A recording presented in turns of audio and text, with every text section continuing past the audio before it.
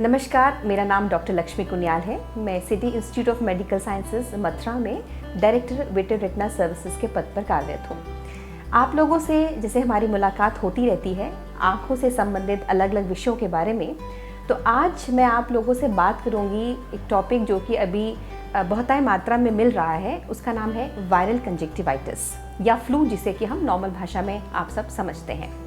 तो जब हम वायरल कंजक्टिवाइटिस की बात करते हैं तो ये आखिर है क्या चीज़। जैसे कि आप देखते हैं कि अगर कान नाक गला में आपको नाक बहने की प्रॉब्लम होने लगती है तो उसको हम फ्लू कहते हैं, या फीवर आपको होने लगता है, आपके शरीर में दर्द होने लगता है, आपको हरारत महसूस होती है, तो वो वायरस जब आँखों पे अटैक करता है तो वो आँखों में जिस तरह की लालिमा सिम्टम्स, आँखों में परेशानी लेके आता है, उस चीज़ को हम वायरल कंजक्टिवाइटिस कहते हैं।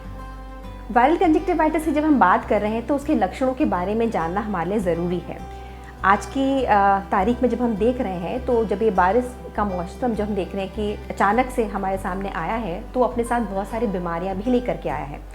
आँखों से संबंधित जो बीमारियां इस टाइम पे हम देख रहे हैं, यानी कि वायरल कंजक्टिवाइटिस, किस तरह से मरीज़ हमारे पास आ रहे हैं। अगर आपकी आँखों में लालिमा है, यानी आँखों में रेडनेस है, या आँखों से बहुत ही मात्रा में आपके पानी आ रहा है, आँखों में दुखन का एहसास आपको है, या ऐसा लगता है कि आँखों में कुछ रेत चली गई या चुभन का एहसास हो रहा है, या आपको देखने में कोई परेशानी महसूस हो रही है, या चौंध ज़्यादा लग रही है, जिसे कहते हैं कि आँखों में लाइट आपको ज़्यादा लग रही है, तो ये सिम्टम्स हैं, ये लक्षण हैं जिसके साथ मरीज़ हमारे पास वायरल कंजक्टिवाइटिस के इस तरह के मरीज़ ओपीडी में हमारे पास आ रहे हैं। हम जब बात कर रहे हैं कि कौन सी उम्र है जिसमें कि ये लक्षण ज़्यादा पाए जा रहे हैं, तो इस टाइम पे हम बच्चों में ये चीज़ इस तरह के लक्षण ज़्यादा देख रहे हैं। ऐसा नहीं है कि बीमारी सिर्फ ये बच्चों में ही है, ये बड़ों में भी पाई जा रही है। लेकिन क्यों हम बच्चों में देख रहे हैं, क्योंकि आप देखेंगे स्कूल्स में ज़्यादा एक जगह पे बहुत सारे बच्चे हैं, तो जाहिर सी बात है कि जो फ्लू है वो बड़ी तेज़ी से फैलता है जब कहीं किसी ग्रुप को इन्वॉल्व करता है। तो सबसे ज़्यादा जो आपको एक जगह में लोग मिलेंगे वो स्कूल में होंगे, इसलिए हमें सिम्टम्स जो हैं वो बच्चों में इस टाइम पे ज़्यादा दिखाई पड़ रहे हैं। अगर किसी में सिम्टम्स मानिए बच्चों में आते हैं तो उसके बाद वो पेरेंट्स पे भी दिखाई दे रहे हैं, पेरेंट्स में अगर सिम्टम्स आ रहे हैं तो बच्चों में भी जा रहे हैं। तो ओवरऑल अगर मैं आपसे कहूँ कि नहीं वो सिर्फ एक ही एज ग्रुप को वो वायरस इन्वॉल्व कर रहा है, ऐसा नहीं है, बट क्योंकि पॉपुलेशन स्कूल में ज़्यादा है तो इसीलिए हमें जो है बच्चों में केसेस इस टाइम पे ज़्यादा दिखाई दे रहे हैं। जब इस तरह की परेशानी के साथ मरीज़ हमारे पास ओपीडी में आता है तो किस तरह का उपचार की वो अपेक्षा करता है। तो देखिए, जब भी हम ट्रीटमेंट की बात करते हैं वो डिपेंड करता है कि आप कौन सी स्टेज में प्रेजेंट कर रहे हैं। जब शुरुआती आपको फ्लू या वायरल कंजक्टिवाइटिस होता है तो उस टाइम पे आपकी आंखों में हल्की फुल्की रेडनेस होगी या थोड़ा बहुत पानी आएगा, और ज़्यादा से ज़्यादा हुआ तो थोड़ी बहुत दुखन का आपको एहसास हो सकता है। तो ऐसी कंडीशन में जो है मरीज़ को हम लुब्रिकेटिंग्स देते हैं और कुछ एंटीबायोटिक्स दे देते हैं जिससे कि उसको सेकेंडरी इन्फेक्शन ना हो। और कोल्ड कंप्रेसेस के बारे में हम मरीज़ को कहते हैं कि आंखों पे ठंडी सिकाई लें। आपको आंखों को प्रेस नहीं करना है, दबाना नहीं है, लेकिन एक ठंडी सिकाई अगर आप आंखों को देते हैं तो आपको उससे आराम पड़ता है। लेकिन जब ये सिम्टम्स बहुत ज़्यादा बढ़ जाते हैं या आपका एक्सपोजर है वो बहुत ज़्यादा हो गया है, और ऐसी स्थिति में आपकी आंखों में रेडनेस के अलावा कई बार क्या होता है कि आंखों में ब्लड भी उतर आता है, जिसको हम सब कंजक्टिवल हैमरेज कहते हैं। अगर ऐसी स्थिति है, ऐसी गंभीर स्थिति हो जाती है, तो ऐसी कंडीशन में हमें उपचार में और भी ट्रीटमेंट जोड़ने की ज़रूरत पड़ती है जिससे कि हम बीमारी को तुरंत कंट्रोल में ला सकें। दूसरी चीज़ एक नोट करने वाली ये है, क्योंकि जब भी वायरस आपको किसी भी बीमारी का कारण बनेगा तो वो टाइम लेता है ठीक होने के लिए। आप इसे कंफ्यूज ना करें नॉर्मल कंजक्टिवाइटिस के साथ, जहाँ पे कि जब हम ट्रीटमेंट स्टार्ट करते हैं तो मरीज़ को 2 से 3 दिन में बेटर फील होने लगता है, और ऑलमोस्ट मान के चलें कि हफ्ते 10 दिन में उसका ट्रीटमेंट कंप्लीट हो जाता है। पर जब भी हम वायरल कंजक्टिवाइटिस की बात करेंगे तो मरीज़ को कम से कम जो आराम है वो 5 से 6 दिन में आना शुरू होता है।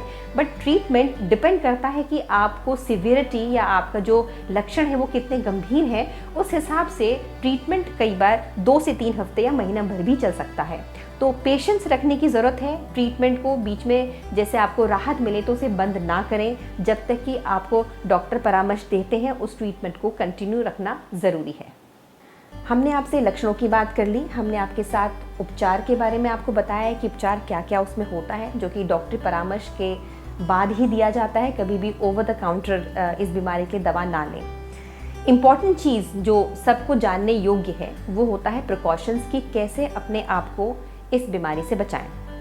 जब हम बचाव की बात करते हैं तो हमेशा ये आपको ध्यान रखना है कि कंजक्टिवाइटिस कभी देखने से नहीं फैलता, जो कि आमतौर पे सबके बीच में धारणा होती है कि आपने किसी की आंखों को देख लिया तो आपको कंजक्टिवाइटिस या फ्लू हो जाएगा।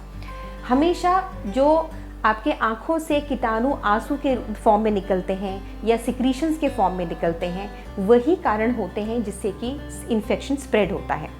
मानिए कि किसी मरीज़ को इन्फेक्शन है, उसने अपनी आँख को साफ़ किया और उसने जिस टॉवल या हैंकी से या टिश्यू से साफ़ किया उसे किसी टेबल पे रख दिया। अब वो कीटाणु है वो टेबल पे फैल गए। किसी दूसरे स्वस्थ इंसान ने उस जगह को छुआ और बिना अपने हाथ को साफ़ किए अपने चेहरे को छू लिया।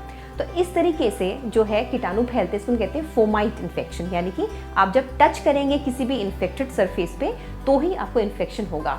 डायरेक्ट देखने से इन्फेक्शन नहीं फैलता है, ये एक इम्पॉर्टेंट बात है जो आपको ध्यान रखनी है। जब हम बचाव के बारे में बात करेंगे तो कैसे बचें? हमेशा अपने हाथ को साफ रखें, बार बार अपने चेहरे को और आँखों को छूने से बचें। अगर आपको सर्दी जुकाम है तो उसका ट्रीटमेंट ज़रूर लें, ताकि आप जब भी आपका इन्फेक्शन, क्योंकि नोज से भी बैकवर्ड वो आई पे जा सकता है, तो उसका ध्यान रखें कि कहीं और पे वायरल का सोर्स ऑफ इन्फेक्शन तो नहीं है कि जिसकी वजह से आपको आई कंजक्टिवाइटिस या वायरल कंजक्टिवाइटिस हो रहा है। हाथ को साफ करने के लिए हमेशा साबुन से हाथ को धोएं और हमेशा अपने साथ एक सैनिटाइज़र की बॉटल है उसे कैरी करें। बच्चों में खासकर ये ध्यान रखने वाली बात है कि बच्चों में हमेशा उनकी आदत होती कि कोई भी चीज़ों को पकड़ लेते हैं, छू लेते हैं।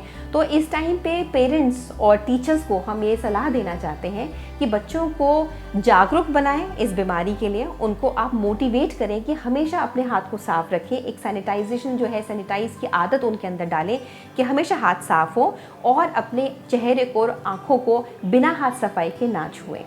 तो अगर आप इन सब चीज़ों का पालन करते हैं तो अपने आप को आप वायरल कंजक्टिवाइटिस से बीमारियों से काफ़ी हद तक दूर रख सकते हैं। और किसी भी कारणवश अगर आपको ये बीमारी लग जाती है तो तुरंत डॉक्टर परामर्श लें, ताकि आप उसके कॉम्प्लिकेशन से बच सकें और अपनी आँखों को बचाएं। तो इस वीडियो से मैं ये आशा करती हूँ कि आपको इस टाइम पे जो वायरल कंजक्टिवाइटिस जो बहुत तेज़ी से फैल रहा है, आपको रिलेवेंट इन्फॉर्मेशन मिली होगी, आपको सहायता मिली होगी कि कैसे इसको पहचानें और कैसे इससे अपने आप को बचा सकते हैं। धन्यवाद।